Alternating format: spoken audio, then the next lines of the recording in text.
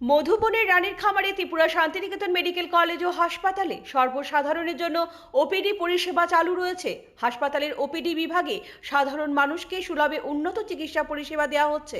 আগামীকাল মঙ্গলবার ৩রা March ২০২৬ Tripura Shantiniketan medical college ও হাসপাতালের ওপিডিতে জেনারেল মেডিসিন বিভাগে থাকবেন অধ্যাপক doctor Swapan Sarkar, doctor Sourodip Bhattacharya, doctor Moumona Das, doctor Sagar Saha, doctor Robin Pal, doctor Rajat Kumar Goswami এবং ডক্টর শাকিল আহমেদ।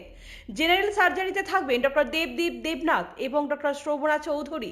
অর্থোপেডিক্স বিভাগে থাকবেন ডক্টর নবারুণ দেবনাথ। প্রসূতি ও স্ত্রী বিভাগে থাকবেন ডক্টর মোহিত কমল কুমার জৈন। শিশু বিভাগে থাকবেন অধ্যাপক ডক্টর তাপস ঘোষ, ডক্টর অনুভব ঘোষ, ডক্টর স্বপ্না সিনহা এবং ডক্টর নীলাঞ্জন মজুমদার।